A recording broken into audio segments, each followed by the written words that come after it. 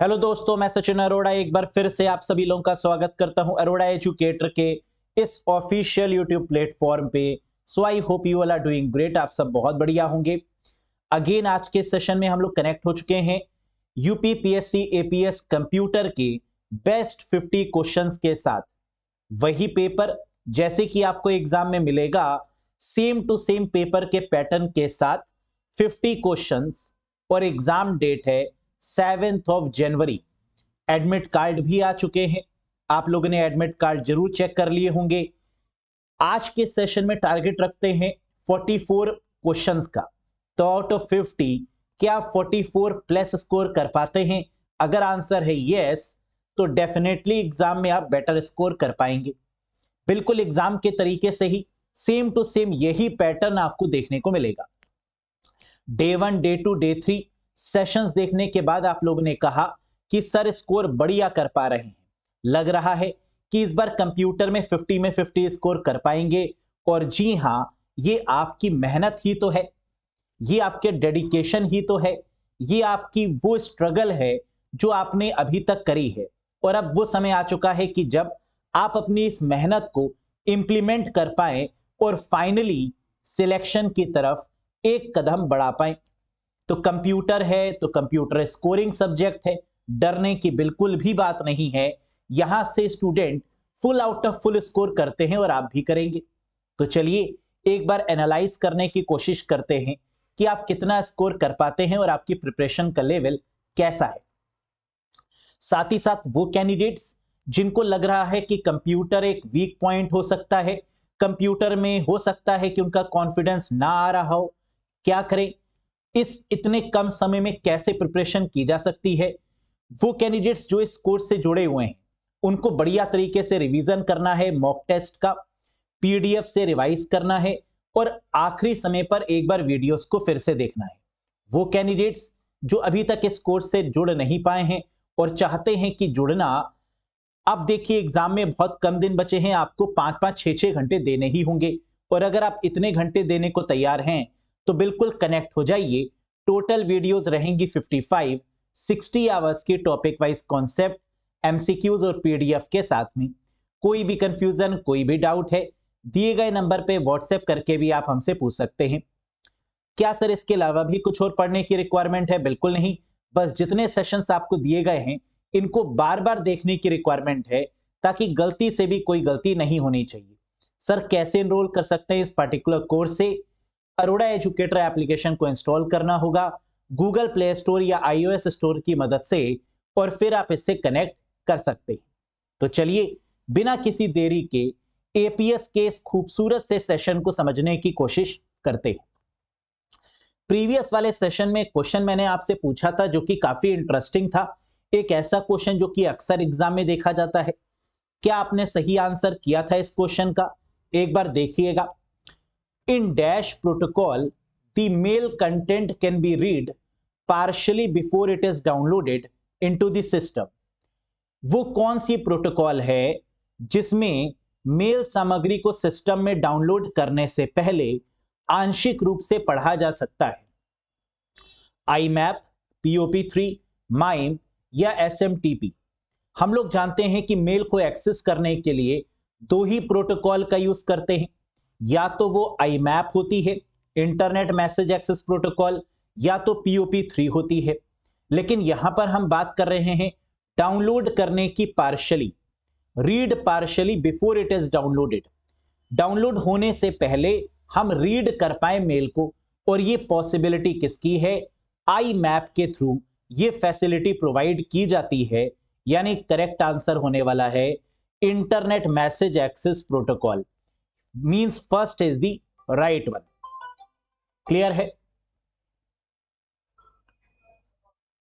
बिल्कुल। अब दोस्तों इसके बाद अगर हम बात करें यहां पर, एक सेकेंड, नेक्स्ट क्वेश्चन, और आज का पहला क्वेश्चन आपके स्क्रीन पे ये रहा। If you use Microsoft 365 for work and all your files and documents are stored in the dash. यदि आप काम के लिए Microsoft 365 को उपयोग करते हैं और आपकी सभी फाइलें और दस्तावेज डैश में संग्रहित होती हैं। हम लोग जानते हैं अगर एमएस वर्ड, एक्सेल या पावर पॉइंट के ऑफलाइन वर्जन पे अगर हम काम करते हैं, जैसे 2016, 2019 या 2021, तो हम इसकी फाइल को अपने कंप्यूटर पर सेव कर सकते हैं। बाय डिफॉल्ट माई डॉक्यूमेंट्स में ये फाइल सेव होती हैं, लेकिन यहां पर तो बात हो रही है माइक्रोसॉफ्ट 365 की, जो कि ऑनलाइन वर्जन है, जो कि सब्सक्रिप्शन बेस्ड वर्जन है। इसकी अगर बात करें तो यहां पर फाइल्स बाय डिफॉल्ट कहां पर स्टोर होती हैं? डाउनलोड्स में, गूगल ड्राइव में, वन ड्राइव में, या इन सभी में? बताइए। बिल्कुल सही जवाब बनेगा वन ड्राइव। इसका मतलब कि जब हम बात कर रहे होते हैं माइक्रोसॉफ्ट 365 की, तो यहां पर जब भी हम online MS Word 365, MS Excel 365, MS PowerPoint 365, इन प्लेटफॉर्म्स को ओपन करते हैं और कोई भी डॉक्यूमेंट यहां पर सेव करते हैं, यानी कुछ भी लिखते हैं अगर इन प्लेटफॉर्म्स में, तो ये सेव जो बाय डिफॉल्ट होगा वो कहां पर होगा? तो आंसर है वन ड्राइव में। और ये वन ड्राइव किसका प्रोडक्ट है? कॉमन सेंस की बात है कि माइक्रोसॉफ्ट की बात हो रही है, तो माइक्रोसॉफ्ट का ही जो क्लाउड प्लेटफॉर्म है वो वन ड्राइव है। Very good. Next, what is the initial release date of Microsoft 365? Microsoft 365 की प्रारंभिक रिलीज तिथि क्या है? माइक्रोसॉफ्ट 365 एक बार सब्सक्रिप्शन लीजिए और जितने भी अपडेट है वो आपको वहीं पर मिलेंगे, यानी बार बार सब्सक्रिप्शन लेने की रिक्वायरमेंट आपको एमएस ऑफिस 365 में या माइक्रोसॉफ्ट 365 में नहीं होती। वन टाइम सब्सक्रिप्शन आपको लेना होता है। बताइए कि ये कब रिलीज किया गया? इनिशियल रिलीज डेट, प्रारंभिक रिलीज तिथि इसकी क्या थी? 28 जून 2011, 25 सितंबर 2021, 15 अगस्त 2020, 1 अप्रैल 2009? बिल्कुल, and the correct answer is 28 जून 2011। यानी 2011 में माइक्रोसॉफ्ट 365 को लॉन्च किया गया, इनिशियल रिलीज किया गया। Very good. What is the shortcut for insert command in MS Excel 2021? MS Excel 2021 में कमेंट सम्मिलित करने का जो शॉर्टकट है वो क्या है? अगर आप किसी भी सेल में कमेंट लिखते हैं, एक्सेल में ये फैसिलिटी हमें मिलती है कि हम किसी भी सेल में कमेंट या नोट लिख सकते हैं, और ये कमेंट या नोट लिखने के लिए जो शॉर्टकट की है वो क्या है? Control F2, alt F2, shift F2, या नन ऑफ दीज? बिल्कुल, and the correct answer is shift plus F2। Shift के साथ जब F2 हम दबाते हैं किसी भी सेल में, तो एक बॉक्स छोटा सा खुल के आ जाता है जिसको सेल टिप भी बोलते हैं, और इस सेल टिप में, इस कमेंट बॉक्स में हम कोई भी कमेंट उस पार्टिकुलर सेल के रिगार्डिंग लिख सकते हैं, सेव कर सकते हैं। Very good. Next, a file that contain one or more worksheet to organise data is known as? वह फाइल जिसमें डेटा को व्यवस्थित करने के लिए एक या एक से अधिक वर्कशीट होती हैं उसे क्या बोलते हैं? कितना आसान सा क्वेश्चन है। क्वेश्चन में कह रहा है वन और मोर वर्कशीट, और हम लोग ये पढ़ चुके हैं कि एमएस एक्सेल में क्या होता है? शीट्स होती हैं, sheet 1, sheet 2, sheet 3, sheet 4 and so on. और इन वर्कशीट्स के कलेक्शन को हम लोग क्या बोलते हैं? वर्क बुक बोलते हैं। तो करेक्ट आंसर क्या होगा? Work book is the right one. Very good. Next, which function is used to return the current date and time in Excel? Excel में वर्तमान दिनांक और समय वापस करने के लिए किस फंक्शन को उपयोग किया जाता है? Today function, now function, date function, या टाइम फंक्शन? क्या होगा करेक्ट आंसर? एब्सोल्युटली गाइस, अगर हम यहां पर बात करें डेट और टाइम को रिटर्न करने की, हमें डेट भी जाननी है कि आज की डेट क्या है, हमें टाइम भी जानना है, और इसके लिए हम नाउ फंक्शन का यूज करते हैं जो कि डेट और टाइम दोनों को रिटर्न करता है। तो करेक्ट आंसर क्या होगा? Now function is used for return date and time both in Excel sheet. दिनांक और समय वापस करने के लिए लौटाने के लिए या आउटपुट देने के लिए नाउ फंक्शन का प्रयोग किया जाता है। Next, which function is used to remove the decimal portion of a number in Excel sheet. सोचिए, एक्सेल में किसी संख्या के दशमलव भाग को हटाने के लिए किस फंक्शन को उपयोग करते हैं। Excel sheet is the combination of so many functions. यहां पर हम लोग बहुत सारे फंक्शंस का यूज करते हैं और फंक्शन या फॉर्मूले से पहले इक्वल्स टू साइन भी लगाते हैं, है ना। और ये क्वेश्चन भी एग्जाम में आता है कि किस साइन का प्रयोग किया जाता है फॉर्मूले या फंक्शन से पहले, तो आंसर है इक्वल्स टू साइन का यूज। हम लोग जानते हैं कि अगर एक्सेल में हमें डेसिमल वैल्यू को हटाना है, पॉइंट के आगे वाली वैल्यू को हटाना है, दशमलव वाली वैल्यू को हटाना है, तो हम लोग क्या करेंगे, ट्रंक फंक्शन का यूज करेंगे, जिसे बोलते हैं ट्रंकेट करना। तो करेक्ट होगा यहां पर option number 4, trunk function. Round नहीं होगा, राउंड अप नहीं होगा, राउंड डाउन नहीं होगा, ट्रंकेटिंग जिसको ट्रंक बोलते हैं, that is the correct answer. Suppose करिए यहां पर दिया हुआ है 52.3, अगर हमने ट्रंक का यूज किया तो 0.3 हट जाएगा, 52 आंसर हो जाएगा। तो दशमलव के बाद जो भी दिया हुआ है उसको गायब कर देता है, यानी फ्लोटिंग पॉइंट नंबर को इंटीजर में कन्वर्ट कर देता है trunk function. Great. Next, what will be the output of the MS Excel 2019 function power 32,1 divided by 5। MS Excel 2019 function में पावर 32 1/5 का आउटपुट क्या होगा। बहुत आसान है, हमारा सबसे पहले मेन मोटिव यहां पर क्या होगा, जो 32 दिया गया है इसको ऐसा करिए कि इसकी पावर 5 आ जाए, क्योंकि बगल में क्या दिया हुआ है 5, तो क्या करें, किसकी पावर 5 होगी कि वो 32 कहलाएगा। तो आपने कहा सर 2 को अगर 5 बार लिखेंगे तो ये 32 आ जाएगा, 2 इंटू 2 इंटू 2 करके, तो यानी 2 की पावर 5 और यहां दिया हुआ है 1/5, 5 कट जाएगा, क्या आ जाएगा, 2 इज द राइट आंसर, यानी option number 3 is the right one.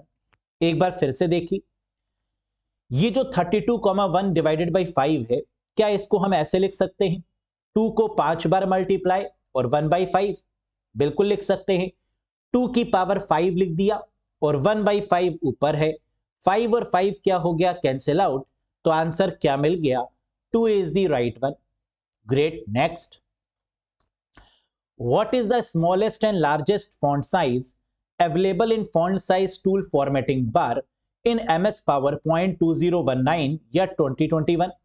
MS PowerPoint 2019 या 21 में font size tool formatting bar में उपलब्ध सबसे छोटे और सबसे बड़े फॉन्ट साइज क्या है। हम लोग जानते हैं कि जब MS PowerPoint को ओपन किया जाता है वहां पर एक फॉन्ट साइज का टूल बार देखने को मिलता है, जहां सबसे ऊपर तो हमें 8 मिलता है साइज और सबसे नीचे 96 मिलता है। यानी पावर पॉइंट के केस में smallest font size in the font size tool bar is 8 and largest is 96। तो करेक्ट आंसर हो गया ऑप्शन नंबर 4। तो फॉर्मेटिंग बार में उपलब्ध सबसे छोटा जो फॉन्ट साइज है वो क्या है, 8, और सबसे बड़ा है वो क्या है, 72 नहीं 96। जबकि अगर यही क्वेश्चन MS वर्ड में आता तो वहां पर आंसर क्या हो जाता, 8 एंड 72, यानी वहां पर थर्ड वाला ऑप्शन बिल्कुल करेक्ट होता। लेकिन पावर पॉइंट के केस में 8 और 96 ये सही जवाब बनेगा। Very good. Next, non impact based printing device is, आसान सा क्वेश्चन कह रहा है नॉन इंपैक्ट आधारित प्रिंटिंग डिवाइस कौन सी है। Dot matrix printer, scanner, laser printer या नन ऑफ द अबव। हम लोग जानते हैं कि प्रिंटर का जो मेन काम होता है वो क्या होता है, what is the main function of a printer. तो आप कहेंगे सर प्रिंटर क्या करता है, सॉफ्ट कॉपी को हार्ड कॉपी में कन्वर्ट करता है, बिल्कुल सही बात है। लेकिन नॉन इंपैक्ट प्रिंटर्स कौन कौन से होते हैं, थर्मल प्रिंटर, इंकजेट प्रिंटर या लेजर प्रिंटर। इन प्रिंटर्स को हम लोग नॉन इंपैक्ट की कैटेगरी में रखते हैं, जिनकी स्पीड काफी फास्ट होती है। तो करेक्ट आंसर यहां पर क्या होगा, laser printer will be the right answer. अगर हम लोग बात करें नॉन इंपैक्ट प्रिंटर की, यानी बात करें थर्मल की, इंकजेट की या लेजर की, तो इसकी स्पीड को किसमें नापा जाता है? तो आप कहेंगे सर इनकी स्पीड को नापा जाता है पीपीएम में, पेजेस पर मिनट में। थर्मल हो, इंकजेट हो या लेजर हो, इन तीनों की स्पीड को किसमें नापेंगे? पीपीएम में। लेकिन अगर प्रिंटर की क्वालिटी को नापने की बात की जाए, प्रिंटर के रेजोल्यूशन को नापने की बात की जाए, तो ये किस में मेजर करते हैं? The resolution of a printer, the quality of the printer is measured in DPI dot per inches में। Very good. Next, select invalid type of animation below. नीचे अमान्य प्रकार के एनिमेशन का चयन करें। हम लोग जानते हैं पावर पॉइंट में एनिमेशन होते हैं, और एनिमेशन क्या होता है? किसी भी ऑब्जेक्ट में, चाहे वो पिक्चर हो, इमेजेस हो या टेक्स्ट हो, उसको एनिमेट किया जा सकता है कि वो कब आएगी, वो इमेज कैसे आए, कब आए, ये कंट्रोल करना ही क्या है? एनिमेशन है। तो इनमें से कौन सा एनिमेशन गलत है? हम जानते हैं एनिमेशन 4 प्रकार के होते हैं: एंट्रेंस, एम्फसाइज, एग्जिट और मोशन पाथ। यानी जो फोर्थ आपका टाइप है वो क्या है? मोशन पाथ है। लेकिन यहां दिया हुआ है मूविंग पाथ, जो कि बिल्कुल गलत है। तो आंसर क्या हो जाएगा दोस्तों? Moving path is the wrong one.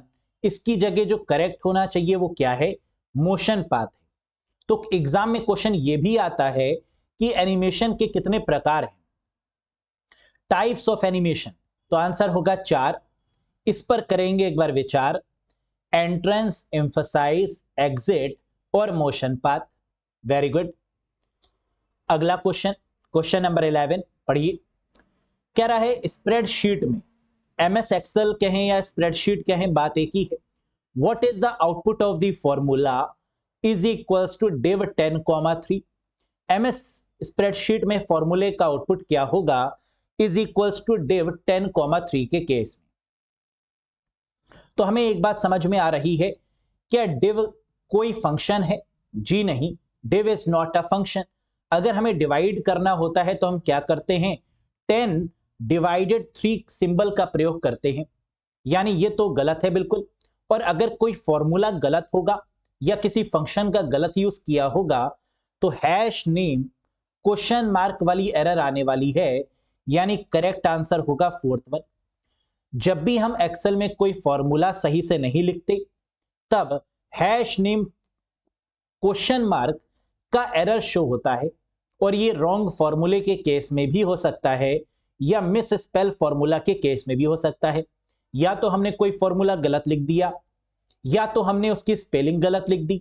इन दोनों ही केसेस में जो एरर आने वाली है वो क्या है? हैश नेम क्वेश्चन मार्क की। Very good. और एक चीज और याद रखिएगा, एक्सेल में जितनी भी एरर है वो सब के सब हैश सिंबल से ही शुरू होती हैं। तो ये भी क्वेश्चन एग्जाम में कई बार पूछा गया है कि एक्सेल शीट की जितनी भी एरर्स हैं वो किस सिंबल के द्वारा शुरू की जाती हैं? तो आंसर है हैश सिंबल के द्वारा। Very good. What is the address of 9th row and 6th column in MS Excel 2019 या 21? एमएस एक्सेल 2019 या 2021 में 9वीं पंक्ति और 6th कॉलम का पता क्या होगा? बहुत आसान सा क्वेश्चन। एक्सेल में कभी भी इस तरीके का क्वेश्चन बनता है तो हम क्या करते हैं?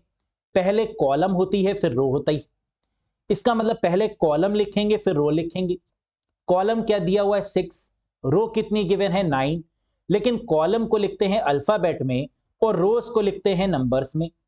तो इसका मतलब इस क्वेश्चन को कैसे करना होगा गाइस? पहले कॉलम फिर रो। कॉलम कितनी है? 6, रो कितनी है? 9। 6 को क्या लिख सकते हैं अल्फाबेट में? A B C D E F, F लिख दिया। और 9 की जगह पर क्या आएगा? 9। यानी आंसर मिल गया, that is F9। Very good. Next, which of the following is not a valid function in MS Excel 365? बताइएगा।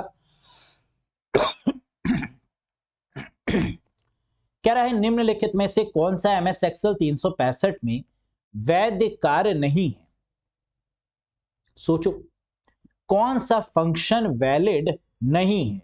सम फंक्शन होता है, काउंट फंक्शन सभी नंबर्स को काउंट करने के लिए काउंट, ये भी वैलिड है। सबट्रैक्ट ये वैलिड नहीं है, क्योंकि सबट्रैक्ट करने के लिए हम लोग माइनस साइन का यूज करते हैं, ना कि सबट्रैक्ट फंक्शन का, तो ये गलत हो गया। काउंट ए का यूज करते हैं सभी कुछ काउंट करने के लिए, सेल में चाहे नंबर्स हो, अल्फाबेट हो, सिंबल हो। तो अगर नॉन एम्प्टी सेल है, सेल में अगर कुछ ना कुछ है, तो हम काउंट ए फंक्शन का यूज करेंगे और वो रिटर्न कर देगा उसकी वैल्यू को। Very good. How many presentation views are there in MS PowerPoint 2021? MS PowerPoint 2021 में कितने प्रेजेंटेशन व्यूज होते हैं? हम लोग ने व्यूज को काफी अच्छे से पढ़ा हुआ है और हम लोग जानते हैं कि जब भी पावर पॉइंट में व्यूज की बात करेंगे तो व्यूज टैब के अंदर प्रेजेंटेशन कितने तरीके की होती है? 1, 3, 5 या 8? करेक्ट आंसर है 5 व्यूज। प्रेजेंटेशन 5 तरीके की होती हैं, मास्टर व्यूज 3 तरीके के होते हैं, और टोटल व्यूज की अगर बात करें तो हमें टैब के अंदर, व्यू टैब के अंदर 5 + 3 यानी 8 तरीके के व्यूज देखने को मिलते हैं। तो करेक्ट आंसर क्या होगा? 5 is the correct one. Presentation view कितने हैं? 5। Normal, outline, slide sorter, notes page और रीडिंग व्यू। जबकि मास्टर व्यू कितने हैं? 3। कौन कौन से? स्लाइड मास्टर, हैंडआउट मास्टर और नोट्स मास्टर। लेकिन अगर यही क्वेश्चन इस तरीके से पूछें कि कितने तरीके के व्यूज हैं जो कि हमें नीचे की तरफ स्टेटस बार में दिखाई देते हैं, तो आंसर क्या होगा? लेटेस्ट वर्जन में स्टेटस बार में 4 व्यूज आपके होते हैं, तो वहां पर आंसर हो जाएगा 4 views. Very good. Next, which shortcut key in MS Excel 2021 is used to hide the selected row? MS Excel 2021 में चयनित पंक्ति को छिपाने के लिए किस शॉर्टकट की का उपयोग किया जाता है?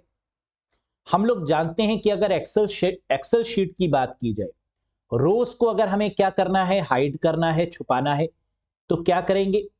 Ctrl+9 करेंगे रोज को छुपाने के लिए। यानी करेक्ट जवाब यहां पर क्या होगा? Ctrl+9 is the right answer. वहीं अगर बात किसको हो? कॉलम्स के बारे में की जाए कि कैसे हम कॉलम्स को छुपाएंगे, कॉलम्स को हाइड करेंगे, तो आंसर हो जाएगा Ctrl+0। रोज को हाइड करने के लिए Ctrl+9 और वहीं कॉलम्स को हाइड करने के लिए Ctrl+0 का यूज करते हैं। Very good. Next, how to view the source code of a website? किसी वेबसाइट के सोर्स कोड को कैसे देखें? सोर्स कोड क्या होता है? जब कोई वेबसाइट बनाई जाती है, जब कोई वेब पेज डिजाइन किया जाता है, तो उसके पीछे कोडिंग की जाती है, और कोडिंग करने के लिए हम लोग किसका यूज करते हैं? HTML का, CSS का, जावास्क्रिप्ट का। और अगर हमें उसकी कोडिंग को देखना है कि उसकी कोडिंग कैसे की गई है, तो हम क्या करेंगे? Ctrl+U शॉर्टकट की का यूज करेंगे, तो वेबसाइट के पीछे की जो कोडिंग है दोस्तों, वो हमें दिख जाती है। तो करेक्ट आंसर यहां पर क्या होगा? That is Ctrl+U। Clear? Very good. Next, which of the following shortcut can be used to see the print preview of the MS Word 2021 document? MS Word 2021 दस्तावेज का प्रिंट प्रीव्यू देखने के लिए निम्न में से किस शॉर्टकट का उपयोग करेंगे? हम लोग जानते हैं अगर किसी भी फाइल को प्रिंट करना है तो Ctrl+P करते हैं, प्रिंट हो जाती है वो फाइल। लेकिन अगर प्रिंट प्रीव्यू देखना है तो हम क्या करेंगे? कंट्रोल के साथ F2 करेंगे for the print preview purpose. तो हमें यह दिख जाएगा कि जो हमारा प्रिंट निकल रहा है वो कैसा निकल रहा है, क्या उसमें कुछ कट तो नहीं रहा, उसका लेआउट तो खराब नहीं हो रहा। तो इसके लिए क्या करेंगे? प्रिंट प्रीव्यू शॉर्टकट की क्या होगी दोस्तों? Ctrl+F2। जबकि हम जानते हैं कि विंडोज की बात करें तो F2 की का यूज करते हैं टू रीनेम एनी फाइल और अ फोल्डर। किसी भी फाइल या फोल्डर को रीनेम करने के लिए F2 का इस्तेमाल करते हैं और कंट्रोल F2 का यूज करते हैं प्रिंट प्रीव्यू देखने के लिए। Very good. Next, what is the shortcut key to open the font dialog box in MS PowerPoint 365? बताओ, बहुत आसान। MS PowerPoint 365 में फॉन्ट डायलॉग बॉक्स खोलने की शॉर्टकट की क्या होगी? अगर यही क्वेश्चन पूछा जाता MS वर्ड में फॉन्ट डायलॉग बॉक्स, तो आंसर हो जाता Ctrl+D। लेकिन ये क्वेश्चन पूछा जा रहा है पावर पॉइंट में, तो आंसर क्या होगा? फॉन्ट डायलॉग बॉक्स को ओपन करने के लिए पावर पॉइंट में दो शॉर्टकट कीज हैं। एक तो है कंट्रोल के साथ T, Ctrl+T प्रेस करेंगे तो फॉन्ट डायलॉग बॉक्स ओपन हो जाएगा, या फिर Ctrl+Shift+F प्रेस करने पर भी फॉन्ट डायलॉग बॉक्स ओपन होगा। यानी करेक्ट आंसर क्या है? Ctrl+T तो दिया ही नहीं हुआ है, तो Ctrl+Shift+F ये हो जाएगा करेक्ट जवाब। और ये बात हमने यहां पर लिख भी दी है, to open the font dialog box to change the character formatting. यानी फॉन्ट डायलॉग बॉक्स को ओपन हम लोग क्यों करते हैं? जिससे कि हम फॉन्ट के स्टाइल को, फॉन्ट के फेस को, फॉन्ट के कलर को, फॉन्ट के नंबर को, यानी जितनी भी फॉर्मेटिंग है उसको हम बदल पाएं, इसीलिए तो ये फॉन्ट डायलॉग बॉक्स ओपन करते हैं। तो Ctrl+Shift+F भी सही जवाब होगा और Ctrl+T भी सही जवाब होगा। Next, question number 19, Times New Roman, Cambria, Arial are the example of what? सोचो, आसान सा क्वेश्चन है। Times New Roman, Cambria, Arial ये किसके उदाहरण हैं? तो जब हम लोग फॉन्ट डायलॉग बॉक्स ओपन करते हैं तो हमें कुछ फॉन्ट के नाम दिखाई देते हैं, जहां पर MS वर्ड में जो बाय डिफॉल्ट होता है वो क्या होता है? लेटेस्ट वाले वर्जन में कैलिब्री, कितने पॉइंट के साथ? 11 पॉइंट के साथ।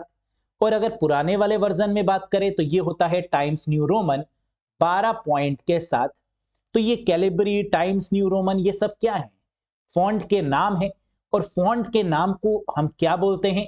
फॉन्ट का फेस। यानी करेक्ट आंसर होगा ऑप्शन नंबर 3। ठीक, फॉन्ट साइज आप जानते हैं, फॉन्ट का स्टाइल भी आप जानते हैं, bold, italic, regular, bold, italic ये सब स्टाइल हैं।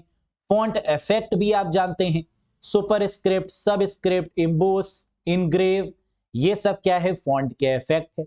जीनियस हैं आप, हम जानते हैं, है ना, सब जानते हैं आप।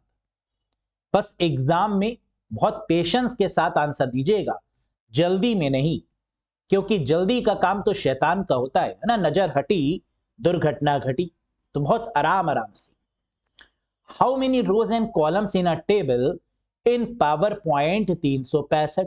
बताइए, MS PowerPoint 365 में एक टेबल में कितनी रो और कितने कॉलम्स होते हैं? हम लोग ये बात बहुत अच्छे से जानते हैं कि PowerPoint 365 में अगर हम चाहें तो क्या टेबल इंसर्ट कर सकते हैं? बिल्कुल। और टेबल में क्या होती हैं? रोज एंड कॉलम्स। कितनी रोज कितनी कॉलम्स को इंसर्ट कर सकते हैं PowerPoint के केस में? आंसर है 75 रोज 75 कॉलम्स। यानी 75 रो और 75 कॉलम्स को मिलाकर मैक्सिमम एक टेबल को बनाया जा सकता है। So the correct answer is option number 2। Next, using the cell address $A4 within a formula in Excel means it is a। Excel में एक सूत्र के भीतर सेल एड्रेस $A4 का उपयोग करने का अर्थ है कि यह एक क्या है? Mixed cell referencing, absolute, relative या ऑल ऑफ द अबव। जैसे ही हमने क्वेश्चन में देखा डॉलर, हम समझ गए ये क्वेश्चन सेल रेफरेंसिंग का है, क्योंकि एक्सेल में सेल रेफरेंसिंग में डॉलर सिंबल का यूज करते हैं, जिसका यूज किया जाता है रो या कॉलम को लॉक करने के लिए। डॉलर का साइन जिसके साथ में होगा उसको हम लॉक कर देते हैं। जैसे इस केस में ए के साथ में डॉलर है, इसका मतलब यहां पर कॉलम को हमने लॉक कर दिया है, जबकि 4 वाली रो को हमने फ्री रखा है। तो यहां पर $A4 क्या है? मिक्स्ड सेल रेफरेंसिंग का एग्जाम्पल है। मिक्स्ड सेल रेफरेंसिंग क्या होती है? जिसमें या तो रो या तो कॉलम के साथ में डॉलर का साइन लगता है, तो $1 लगा होगा। $1 का मतलब मिक्स्ड, एब्सोल्यूट का मतलब दोनों के साथ में डॉलर, रो को भी लॉक करते हैं कॉलम को भी, तो $4 होता तो एब्सोल्यूट हो जाता। रिलेटिव का मतलब कोई भी डॉलर का साइन नहीं, अगर कोई भी डॉलर का साइन नहीं होगा, सिर्फ A4 होता, तो ये क्या हो जाता, रिलेटिव हो जाता। क्योंकि रिलेटिव के केस में ना तो हम रो को लॉक करते हैं ना तो हम कॉलम को, इसी को बोलते हैं relative cell reference. Very good. In a spreadsheet letters are used to represent, spreadsheet का मतलब एक्सेल शीट, MS एक्सेल की बात हो रही है। एक स्प्रेडशीट में अक्षरों का प्रतिनिधित्व करने के लिए उपयोग किया जाता है किसका, लेटर्स। लेटर्स यानी लेटर्स का मतलब क्या होगा, ABCD क्या होते हैं, अल्फाबेट, 1 2 3 4 क्या होते हैं, नंबर्स। यानी लेटर्स की अगर बात करें, ABCD की बात करें तो कॉलम्स का यूज करते हैं, और नंबर्स के लिए यानी रोज का यूज करते हैं, जैसे कि यहां पर दिखाया भी गया है। अल्फाबेट या लेटर्स की बात की जाएगी तो इसे कॉलम्स बोलते हैं, 1 2 3 4 नंबर्स की बात की जाएगी तो इसे रोज बोलते हैं। Next, once the email is send the message is broken into pieces called. सोचिए, एक बार ईमेल भेजे जाने के बाद संदेश टुकड़ों में टूट जाता है, और ये क्या कहलाता है। ईमेल में टोटल जो प्रोटोकॉल्स यूज होती हैं वो कितनी है, बताइए मुझे। ईमेल के केस में कुल कितनी प्रोटोकॉल्स का प्रयोग होता है, 2 प्रोटोकॉल, 3 प्रोटोकॉल, 4 प्रोटोकॉल, 5 प्रोटोकॉल्स, कितनी, बिल्कुल सही 4 प्रोटोकॉल। कौन कौन सी, IMAP, POP3, SMTP और MIME। लेकिन अगर बात करें ईमेल को सेंड करने के लिए तो SMTP प्रयोग की जाती है। कह रहा है SMTP या मेल को सेंड करते समय जो मैसेज है वो ब्रोकन होता है किस में, पीसेस में, जिसको पैकेट्स बोलते हैं। तो करेक्ट आंसर क्या होगा, first is the right one. Internet पर जो भी डेटा ट्रेवल करता है उसे पैकेट ही बोलते हैं। लेकिन क्या शुरू से ही पैकेट्स में ही डेटा ट्रेवल करता था, जी नहीं। पहले मैसेज को बिट्स में ट्रांसफर किया गया, फिर फ्रेम्स में ट्रांसफर किया गया, फिर पैकेट्स में ट्रांसफर किया गया, पैकेट्स के बाद सेगमेंट में ट्रांसफर किया गया, और यह ट्रांसफर किया जा रहा है सिक्योरिटी के पॉइंट ऑफ व्यू से, ताकि जो हैकर बैठा हुआ है ना, बड़ा सीधा साधा सा इंसान, जो हर एक डेटा को हैक कर लेना चाहता है, किसी तरीके से ये डेटा मुझे मिल जाए, इसी से बचाने के लिए, इसी से सुरक्षा के लिए हम लोग इंटरनेट पर किसका यूज करते हैं, पैकेट्स का, सेगमेंट का। क्लियर है, very good. What is the by default font style in MS Word 365। MS Word के किसी भी वर्जन में, 365 ही क्यों, किसी भी वर्जन की अगर बात की जाए, बाय डिफॉल्ट फॉन्ट का स्टाइल क्या है, रेगुलर, इटैलिक, बोल्ड या bold italic. Very very important question, और करेक्ट जवाब है रेगुलर। ये सभी फॉन्ट स्टाइल हैं, रेगुलर, इटैलिक, बोल्ड और बोल्ड इटैलिक, ये 4 तरीके के ही तो फॉन्ट स्टाइल होते हैं, पढ़ चुके हैं हम लोग। लेकिन बाय डिफॉल्ट कौन सा होता है, रेगुलर। हम इसको इटैलिक भी कर सकते हैं, बोल्ड भी कर सकते हैं, और बोल्ड इटैलिक भी कर सकते हैं। Very good. Next, question number 25। Which of these MS Office product is an upgrade of Microsoft Skype for Business? इनमें से MS Office उत्पाद Microsoft के Skype for Business का अपग्रेड है, कौन सा है, सोचो। Microsoft project, Microsoft publisher, Microsoft team या Microsoft chat.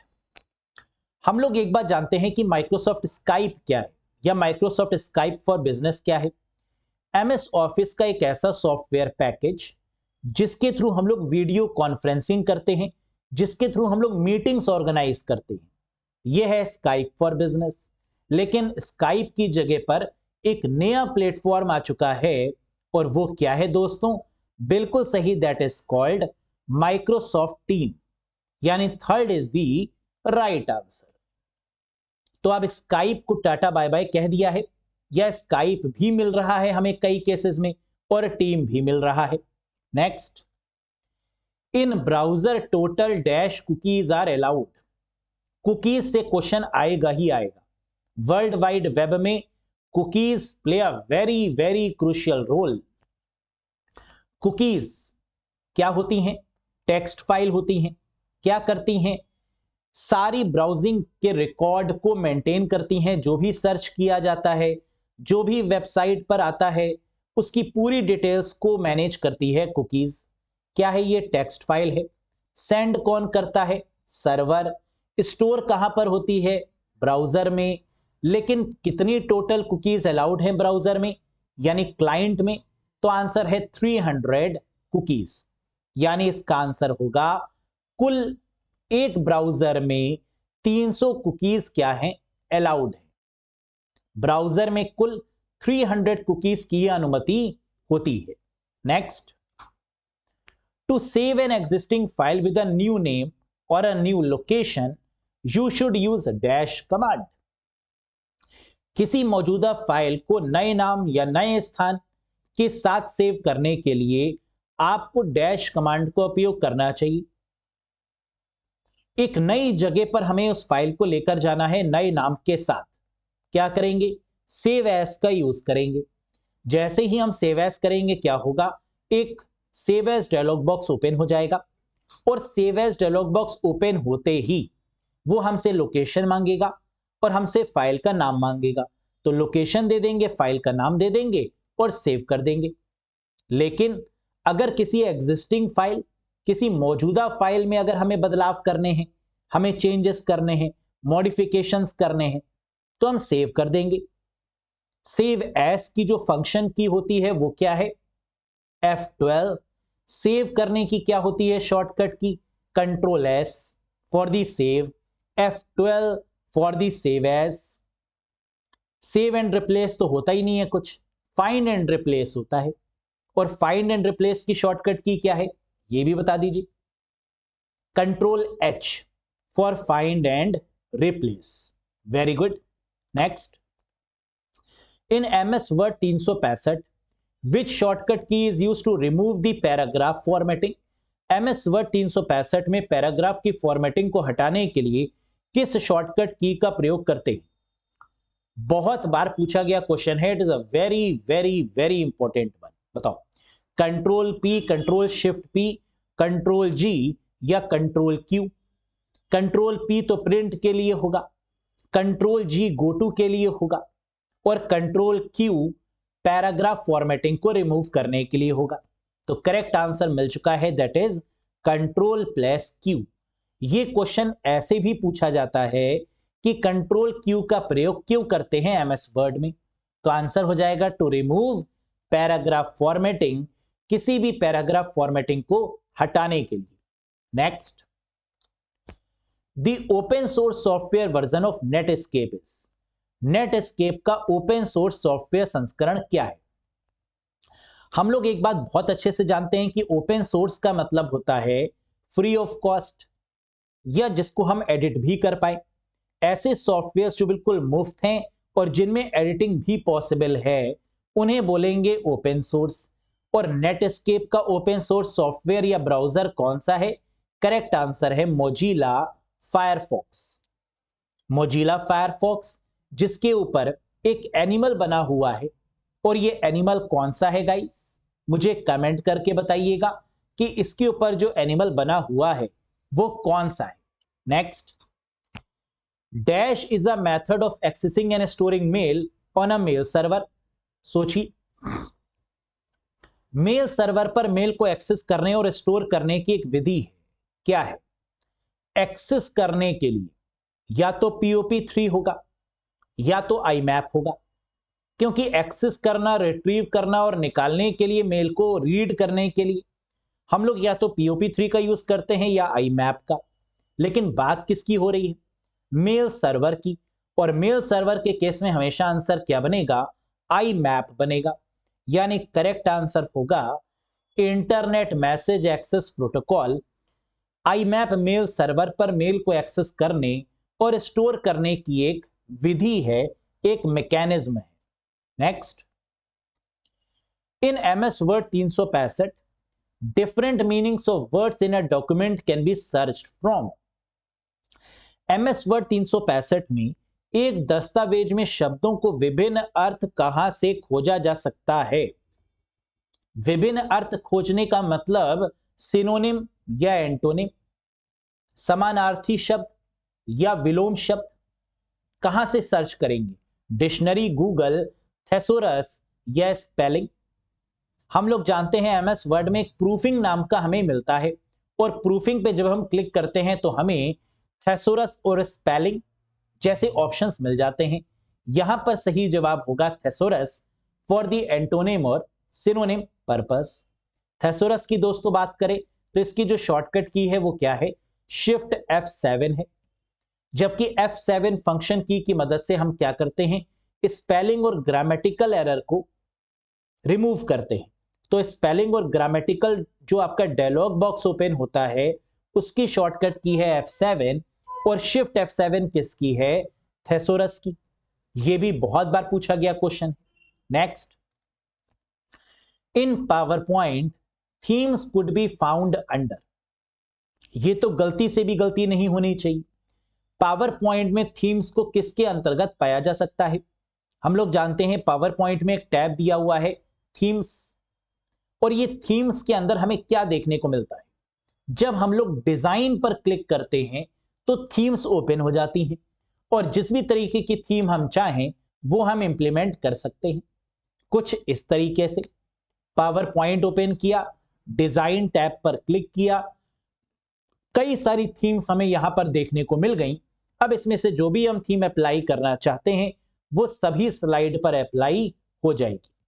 Very good. Next, dash is the computer program that automatically and systematically searches web pages for a certain keyword.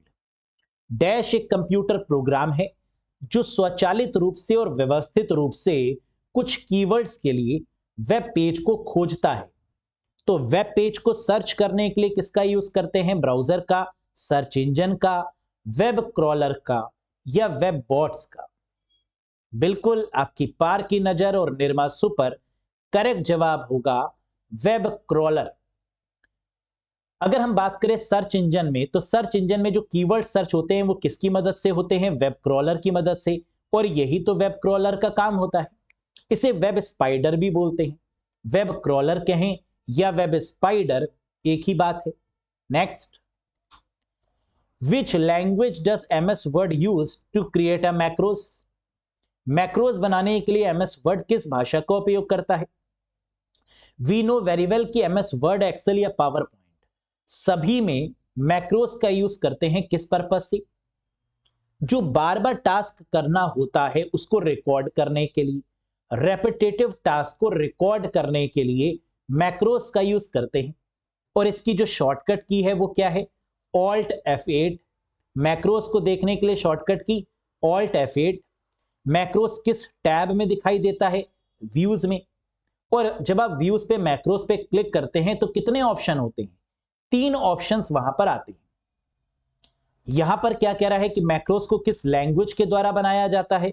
तो answer है visual basic के द्वारा या फिर विजुअल बेसिक फॉर एप्लीकेशन। यह भी नाम सही है। तो करेक्ट आंसर क्या होगा दोस्तों? VBA, visual basic for application या विजुअल बेसिक। क्या यह बात समझ में आई? अब क्वेश्चन ये उठता है कि जब हम मैक्रोस पे क्लिक करते हैं तो जो 3 ऑप्शन हमें दिखाई देते हैं वो कौन से होते हैं? जरा सोच के बताओ। Very good.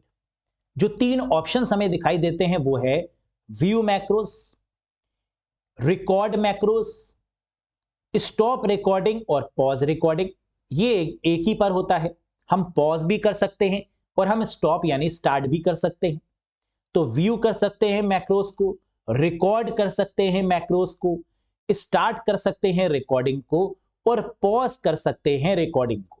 वैसे ऑप्शन तो 4 हो गए, पॉज और स्टार्ट को मिला ले तो, लेकिन क्योंकि पॉज और स्टार्ट एक ही पर अवेलेबल होता है, जब पहली बार हम करेंगे तो स्टार्ट रिकॉर्डिंग करेंगे और स्टार्ट रिकॉर्डिंग जब हो जाएगा तो उसी पर हम पॉज रिकॉर्डिंग भी कर सकते हैं।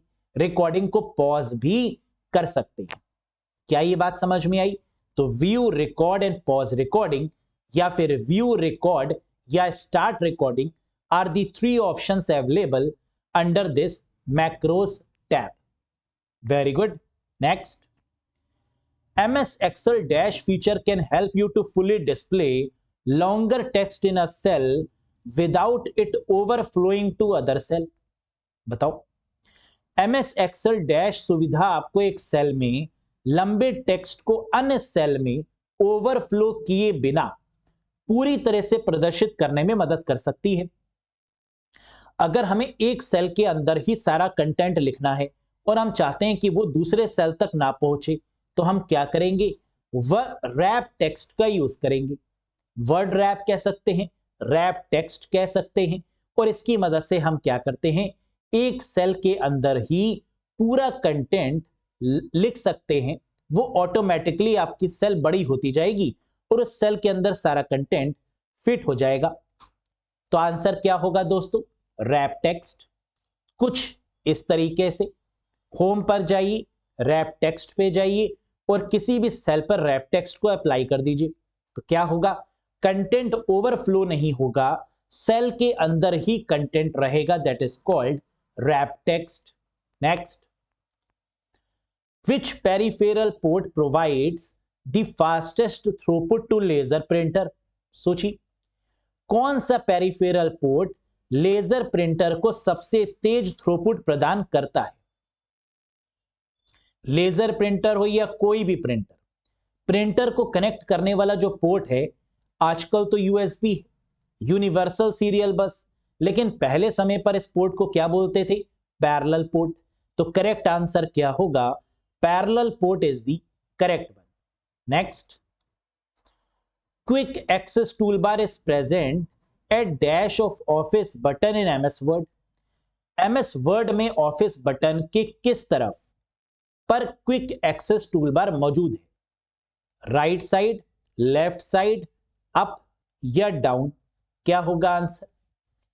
हम लोग जानते हैं पुराने वाले वर्जन्स में क्विक एक्सेस टूलबार दिखाई देता था और लेटेस्ट वाले में भी है, लेकिन जो MS वर्ड का जो ऑफिस बटन है ये नहीं है। क्विक एक्सेस टूलबार तो हमें लेटेस्ट में भी दिखाई देता है, लेकिन ऑफिस बटन नहीं दिखाई देता। पुराने वाले वर्जन्स में ऑफिस बटन होता था, लेकिन quick access toolbar is present at dash of the office button. Office button के किस तरफ क्विक एक्सेस टूलबार होता है? राइट हैंड साइड पर। इधर होगा ऑफिस बटन, उसके राइट साइड में होगा क्विक एक्सेस टूलबार। तो करेक्ट आंसर क्या है दोस्तों? Right is the correct one. आप देख सकते हैं ये ऑफिस बटन है और उसके पास में क्या है? Quick access toolbar. तो quick access toolbar office button के किस तरफ है? राइट हैंड साइड की तरफ। Next, Windows Explorer is an example of. Windows Explorer का दूसरा नाम क्या है? तो विंडोज ऑपरेटिंग सिस्टम में विंडोज एक्सप्लोरर एक फाइल एक्सप्लोरर के तरीके से काम करता है, जो हमारी C drive, D drive, E drive वाले पोर्शन को ओपन करके देता है और फाइल्स को मैनेज करने में मदद करता है। विंडोज एक्सप्लोरर को ओपन करने की जो शॉर्टकट की है वो Windows+E है। विंडोज 95 से विंडोज एक्सप्लोरर का जो फीचर है ये शुरू हुआ और आगे चलकर इसका नाम क्या कर दिया गया? फाइल एक्सप्लोरर, जिसे फाइल मैनेजर के रूप में जाना जाता है। तो करेक्ट आंसर क्या होगा? Third is the right one. और ये यही पोर्शन है जहां पर आप C drive, D drive, E drive देखने को मिलती है। कई लोग इसको माई कंप्यूटर भी बोलते हैं, जो कि गलत है। तो my computer is not the right word. The right word is file manager, Windows Explorer या file explorer. Next, what is the maximum height of a row in MS Excel 365?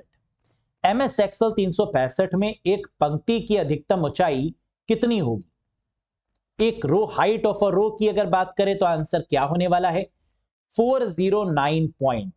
Maximum height of a row कितनी होगी दोस्तों? 409 point. ये maximum height होती है। तो row height must be between the 0 to 409 only.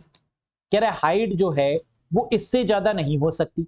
अगर suppose करिए आपने 410 करने की कोशिश करी उसकी हाइट को, तो ये एरर मैसेज दे देगा और आपको कहेगा कि ध्यान रखिए कि रो की जो हाइट है वो 0 से 409 के बीच में ही होती है, इससे ज्यादा नहीं हो सकती।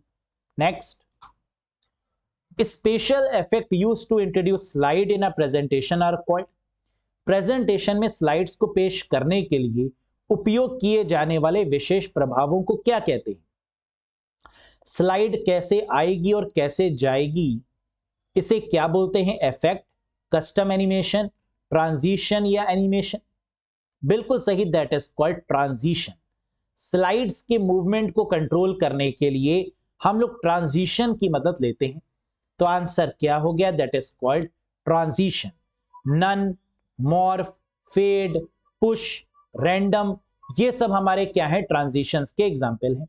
Next, a large space common in most of the windows which is displayed at the background of the windows main icon screen is called। अधिकांश विंडोज में एक बड़ा स्थान जो कि विंडोज मुख्य आइकन स्क्रीन की पृष्ठभूमि में प्रदर्शित करता है या होता है, उसे क्या बोलते हैं? Large space common in most of the Windows, कह रहे विंडोज में आइकन के पीछे की जो स्पेस होती है जिसके ऊपर हमें आइकन्स दिखते हैं, उस स्पेस को क्या बोलते हैं? Application view, work area, project view या tool bar? Very good, and the correct answer is work area. जो वर्किंग विंडो होती है, जो एम्प्टी विंडो होती है, जो स्पेस होती है, that is called work area. ये वाली स्पेस की बात हो रही है जिसके ऊपर आपके आइकन्स प्लेस होते हैं। ये जो डेस्कटॉप है ना, इसी के ऊपर तो आइकन्स प्लेस होते हैं और इसको क्या बोलते हैं? Work area. Next, in MS word the footnote option is grouped under dash tab. Microsoft word में फुटनोट विकल्प को डैश टैब के अंतर्गत देखा जाता है या संग्रहित किया जाता है। रेफरेंस, होम, डेटा या पेज लेआउट? अगर फुटर और हेडर होता तो इंसर्ट हो जाता, लेकिन फुटनोट दिया हुआ है और फुट में लगी हुई चोट डॉक्टर करेगा रेफर, यानी आंसर होगा reference. First is the right answer, references insert footnote. Very good. Next, what is the shortcut key to insert a line break in MS Word 365? आएगा ही आएगा ये क्वेश्चन, तो ब्रेक से आपको एक क्वेश्चन मिलना ही मिलना है। MS वर्ड 365 में लाइन ब्रेक डालने की शॉर्टकट की क्या है? लाइन ब्रेक करने के लिए शिफ्ट प्लस एंटर। आंसर क्या होगा दोस्तों? Fourth one. अगर यहां पर दिया होता लाइन ब्रेक की जगह पर paragraph break, what is the shortcut key to insert a paragraph break? MS Word 365 में पैराग्राफ ब्रेक करने के लिए कौन सी शॉर्टकट की है? तो आंसर क्या होता? सोचिए, सिर्फ एंटर। पैराग्राफ के केस में क्या हो जाता? सिर्फ एंटर। अगर यहां पर क्वेश्चन में दिया रहता कि what is the shortcut key to insert, देखो तीन तरीके के ब्रेक्स होते हैं, सीधे सीधे इसको शॉर्टकट में कुछ इस तरीके से समझो। लाइन के केस में शिफ्ट प्लस एंटर होगा, पेज ब्रेक के केस में पेज ब्रेक के केस में कंट्रोल प्लस एंटर होगा। अगर लाइन ब्रेक की जगह पर पेज ब्रेक करना हो, क्या करेंगे? कंट्रोल के साथ एंटर दबा देंगे, हो जाएगा। जैसे MS वर्ड है, आपको वहां पर पेज पे आप काम कर रहे हैं और आपको ब्रेक करना है, वहां से अगला पेज लाना है, बहुत सिंपल, कंट्रोल के साथ एंटर दबा दीजिए, बल्ले बल्ले है। लेकिन अगर आप पैराग्राफ लिख रहे हैं और वहां से आपको ब्रेक करना है तो सिर्फ एंटर दबा दीजिए। इन तीन में से एक क्वेश्चन आता ही आता है। फिर से सुन लो जनाब, लाइन ब्रेक के लिए shift plus enter, page break के लिए कंट्रोल प्लस एंटर जो कि फर्स्ट ऑप्शन में दिया हुआ है, और पैराग्राफ को ब्रेक करने के लिए सिर्फ और सिर्फ एंटर का प्रयोग करते हैं। किसमें? MS वर्ड के केस में। क्लियर? समझ में आया? बहुत बढ़िया। Next, what is the maximum number of sheets that can be added to an Excel workbook? Excel workbook में अधिकतम कितनी शीट जोड़ी जा सकती है? शीट्स बाय डिफॉल्ट शीट की संख्या कितनी होती है?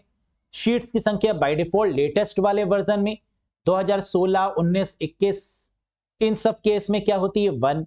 पुराने वाले केसेस में क्या होती है? 3 बाय डिफॉल्ट। मैक्सिमम कितनी शीट्स ऐड की जा सकती हैं? 255 बिल्कुल सही जवाब है, यानी आंसर होगा ऑप्शन नंबर 2। जीनियस हैं आप, सही जवाब दिया ना। 255 मैक्सिमम शीट्स को ऐड किया जा सकता है। Next, what is the maximum file name length in Windows 7, 8, 10 और 11? बताओ, विंडोज 7 में, विंडोज 8 में, विंडोज 10 में या विंडोज 11 में, यानी लेटेस्ट वाली विंडोज की अगर बात करें तो इसमें अधिकतम फाइल नेम की लंबाई कितनी होगी? हम फाइल जो सेव करेंगे वो कितने कैरेक्टर्स की हो सकती है? 260, 265, 255 या 250 कैरेक्टर की? यस, 260 कैरेक्टर्स की, 260 कैरेक्टर की हो सकती है मैक्सिमम फाइल लेंथ, यानी फाइल का जो लेंथ है, जो लंबाई है, जो नाम है फाइल का, वो 260 कैरेक्टर से ज्यादा नहीं हो सकता। Next, what is the shortcut to see clipboard in Windows 10 या Windows 11? Very very very popular question. Windows 10 और विंडोज 11 में जो क्लिपबोर्ड देखने की शॉर्टकट की है वो क्या है? क्लिपबोर्ड होता क्या है? क्लिपबोर्ड वो एरिया होता है जहां पर कॉपी किए हुए कंटेंट्स हमें दिखाई देते हैं। The content which are cut or copied is visible under clipboard section. Cut किए गए या कॉपी किए गए कंटेंट्स क्लिपबोर्ड में स्टोर होते हैं, ये बात आप लोग को पता होगी। लेकिन क्लिपबोर्ड में आइटम्स को अगर हमें देखना है तो इसकी शॉर्टकट की क्या होगी दोस्तों? कंट्रोल के साथ सी, विंडोज के साथ में सी, विंडोज के साथ वी या शिफ्ट के साथ वी। करेक्ट आंसर है विंडोज के साथ वी, यानी third option is the correct one. जैसे ही विंडोज के साथ वी प्रेस करेंगे क्या होगा?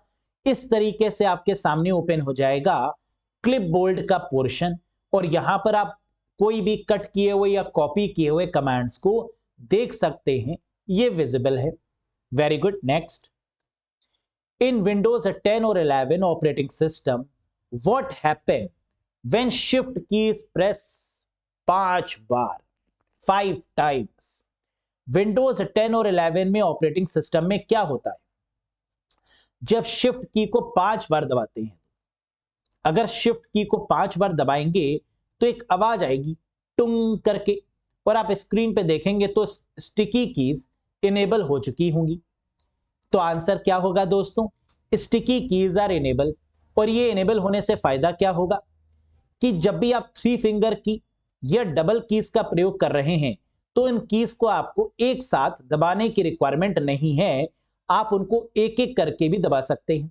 जैसे अगर आपको अपने कंप्यूटर को रीस्टार्ट करना है तो आप क्या करते हैं?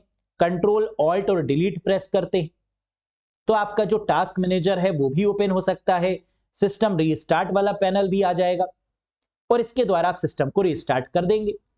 लेकिन अगर आपको इन कीज को अलग अलग प्रेस करना है, एक साथ ना करके, जो विजुअली इंपेयर्ड लोग होते हैं वो एक साथ नहीं कर पाते, जिनके हाथ में कोई प्रॉब्लम होती है, तो वो स्टिकी कीज को इनेबल कर लेते हैं। कैसे? शिफ्ट की को 5 बार दबा के, और फिर इन कीज को एक साथ ना दबाकर अलग अलग दबाया जा सकता है। That is the benefit of sticky keys.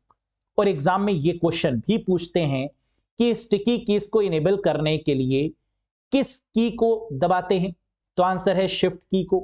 कितनी बार दबाते हैं? तो 5 बार दबाते हैं। याद रखिएगा, very important one. What was the original name of Google search engine? Question number 48। Google search engine, जो कि दुनिया का सबसे बड़ा सर्च इंजन है, और दूसरा सर्च इंजन है गूगल का ही यूट्यूब सर्च इंजन, जहां पर हम लोग यूट्यूब से वीडियोस को सर्च करते हैं, दूसरा सबसे बड़ा सर्च इंजन। तो कह रहा है गूगल सर्च इंजन का मूल नाम क्या था? स्पाइडर, पेजरिंग, क्रॉलर या बैकरप? हम जानते हैं कि अगर सर्च इंजन की बात की जाएगी कीवर्ड के रिस्पेक्ट में तो आंसर हो जाएगा क्रॉलर या स्पाइडर। क्या यहां पर कीवर्ड की बात की जा रही थी कि कीवर्ड गूगल सर्च इंजन में या सर्च इंजन में किसकी मदद से सर्च किया जाता है? नहीं, बिल्कुल भी नहीं। यहां तो कीवर्ड की बात की नहीं जा रही है। तो इसका मतलब ना तो स्पाइडर होगा ना तो क्रॉलर होगा। पेज रैंक क्या होता है? What is page rank? वो एल्गोरिथम जो कि गूगल यूज करता है किस पर्पज से? सर्च को टॉप पर लाने के लिए। वो है आपकी पेज रैंक। यानी पेज रैंक क्या हो गई? एक एल्गोरिथम हो गई। क्या यहां पर एल्गोरिथम की बात कर रहा था? जी नहीं।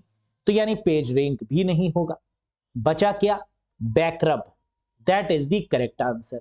यानी गूगल सर्च इंजन का जो पुराना नाम था, जो ओरिजिनल नेम हुआ करता था, वो क्या था? बैकरब। और बाद में इसको बदल के क्या कर दिया गया? गूगल सर्च इंजन कर दिया गया। याद रखिएगा, very very famous question. Next, in which year was the Google search engine created? Google search engine किस वर्ष बनाया गया? तो गूगल बाबा जो कि इतने फेमस हैं, इसी पर सारी सर्चेस ज्यादातर परफॉर्म की जाती हैं ना। सर्च इंजन तो बहुत सारे हैं, लेकिन फिर भी जो फेमस वन है वो क्या है? गूगल बाबा। तो ये किस ईयर में क्रिएट किए गए? कब इनको बनाया गया? गूगल सर्च इंजन किस वर्ष में बनाया गया था? 1991, 1996, 1999 या 1998? करेक्ट जवाब है 4 सितंबर 1998 को गूगल सर्च इंजन की स्थापना हुई। किस वर्ष? 1998। 4 सितंबर 1998। याद रखिएगा, very very popular question. Question number 50, आखिरी क्वेश्चन। Dash is a unique number that is assigned to every booked train ticket on Indian Railways. Dash एक अद्वितीय संख्या है जो भारतीय रेलवे पर बुक किए गए प्रत्येक ट्रेन टिकट को दी जाती है। तो जब भी कोई ट्रेन टिकट्स बुक किया जाता है आईआरसीटीसी के द्वारा, तो वहां पर एक यूनिक नंबर प्रोवाइड किया रहता है। इस नंबर को क्या बोलते हैं ये भी बताइए, और ये नंबर कितने डिजिट्स का होता है ये भी बताइए। दो क्वेश्चन, इस यूनिक नंबर को क्या बोलते हैं जो आपके टिकट, आपके बुकिंग को आइडेंटिफाई करता है? पीएनआर, आरएसी, सीएनएफ या जीएनडब्ल्यूएल? बिल्कुल सही, करेक्ट आंसर है पीएनआर नंबर, जो कि 10 डिजिट का नंबर है। पैसेंजर नेम रिकॉर्ड, इसकी फुल फॉर्म भी काफी इंपॉर्टेंट है। पीएनआर का मतलब होता है पैसेंजर नेम रिकॉर्ड, या कई बार इसको पैसेंजर नंबर रिकॉर्ड भी बोल दिया जाता है। दोनों ही सेम है, लेकिन ज्यादा सटीक है आपका पैसेंजर नेम रिकॉर्ड, पीएनआर, जो कि 10 डिजिट का नंबर होता है, जैसे कि आपको स्क्रीन पे दिखाई दे रहा है। आरएसी, सीएनएफ कंफर्म, जीएनडब्ल्यूएल जनरल की वेटिंग लिस्ट है ना, ये सब भी आपके इंडियन रेलवे से रिलेटेड ग्लॉसरी यानी टर्म्स हैं। नेक्स्ट, तो 50 में से कितना स्कोर किया? टारगेट बनाया था हम लोग ने 44 क्वेश्चंस का, क्या 44 प्लस स्कोर कर पाए या नहीं? कितना स्कोर किया आउट ऑफ 50? एक बार कमेंट बॉक्स में जरूर बताइएगा। आज का क्वेश्चन ऑफ द डे आपके स्क्रीन पर है, विच software is used by Wikipedia? Wikipedia जो वेबसाइट है, इसके द्वारा किस सॉफ्टवेयर का उपयोग किया जाता है? हम लोग जानते हैं विकिपीडिया क्या है, एक फ्री इंसाइक्लोपीडिया है, एक ऐसी वेबसाइट जिसमें कोई भी पर्सन अपने आर्टिकल्स को लिख सकता है, खुद लिख सकता है, रजिस्टर करना होगा, लॉगिन करना होगा, और फिर अपने आर्टिकल्स को यहां पर टाइप कर सकता है, किसी के द्वारा लिखे गए आर्टिकल्स को एडिट कर सकता है। और इसको विकिपीडिया क्या बोलता है? विकिपीडियंस, यानी जो आर्टिकल्स लिखते हैं या उसमें वॉलेंट्री यानी अपनी इच्छा से बदलाव करते हैं, उनको विकिपीडियंस के नाम से जानते हैं। विकिपीडिया की दोस्तों बात करें तो ये विकिमीडिया फाउंडेशन के द्वारा एस्टैब्लिश किया गया है, और ये एक नॉन प्रॉफिट ऑर्गेनाइजेशन के तौर पे काम करती है। अब आपको बताना है कि इसमें जो यूज होने वाला सॉफ्टवेयर है जिसके द्वारा विकिपीडिया चलती है, वो सॉफ्टवेयर कौन सा है? चैट जीपीटी, ब्लॉग्स, पैचेस या मीडिया विकी? क्या होगा इसका करेक्ट आंसर? कमेंट सेक्शन में जरूर बताइएगा। तो आई होप कि आपको यह सेशन पसंद आया होगा। अगर सेशन अच्छा लगा हो, बहुत सारी चीजें आपको समझ में आई हो, तो एक बार लाइक कर दीजिएगा। चैनल पर नए हो तो सब्सक्राइब करना मत भूलिएगा। और साथ ही साथ अगर आपको लग रहा है कि कंप्यूटर सेक्शन में कहीं नंबर कम ना रह जाएं, तो रिक्वायरमेंट है टॉपिक वाइज बेहद अच्छे से पढ़ने की। वो कैंडिडेट्स जिन्होंने कोर्स में एनरोल किया हुआ है, इस समय हर एक टॉपिक को अच्छे से पढ़िए, वीडियोस को एक बार फिर से देखिए, और जो मॉक टेस्ट आपको दिए गए हैं टॉपिक वाइज, उनमें full out of full score करने की कोशिश करिए। क्योंकि जब तक उन मॉक टेस्ट में आप full out of full score करेंगे नहीं, तब तक आप एग्जाम में भी full out of full score नहीं कर पाएंगे। तो practice as much as you can. वो कैंडिडेट्स जो जुड़ना चाहते हैं इस कोर्स से, वो बिल्कुल कनेक्ट हो सकते हैं। अरोड़ा एजुकेटर एप्लीकेशन को इंस्टॉल करिएगा Google play store, iOS store की मदद से, और फिर आप इस कोर्स से कनेक्ट कर सकते हैं यूपीपीएससी एपीएस के 2023-24 वाले कोर्स से। किसी भी कंफ्यूजन, किसी भी डाउट के रिगार्डिंग दिए गए नंबर पे व्हाट्सएप भी आप कर सकते हैं। इस कोर्स में आपको वीडियोस, पीडीएफ और mock test, total videos 55, total hours कितने घंटे की ये वीडियोस हैं, तो आंसर है 60 आवर्स की, 60 प्लस आवर्स की ये वीडियोस आपको मिलेंगी। क्या इसके अलावा कुछ और पढ़ने की रिक्वायरमेंट है? क्या कुछ और भी आ सकता है इसके अलावा? बिल्कुल नहीं, पॉसिबल ही नहीं है, क्योंकि सब कुछ यहां पर पढ़ा दिया गया है। That's all for today guys. कितना स्कोर किया और कॉन्फिडेंस कैसा है और जोश कैसा है ना? अब तो एडमिट कार्ड आ गया है, तो जोश तो हाई होना चाहिए। तो मुझे बताइएगा एक बार कमेंट सेक्शन में, सर पूरे तरीके से तैयार हैं और इस बार एग्जाम में जैसे कि आपने कहा है कि 50 में 50 और बिल्कुल 50 में 50 स्कोर करके दिखाएंगे, और आपको देंगे भी कि सर देखिए ये है हमारी और आपकी मेहनत, जिसकी वजह से हम मैक्सिमम स्कोर कर पाए कंप्यूटर में। और अगर कंप्यूटर में मैक्सिमम स्कोर कर लिया तो चांसेस ऑफ सिलेक्शन जो क्या हो जाएगा, बढ़ जाएगा। That's all for today guys, thank you very much, bye bye and take care. बहुत जल्द मिलेंगे नेक्स्ट सेशन में एक शानदार बेस्ट 50 क्वेश्चंस के साथ। Bye bye guys, take care to all.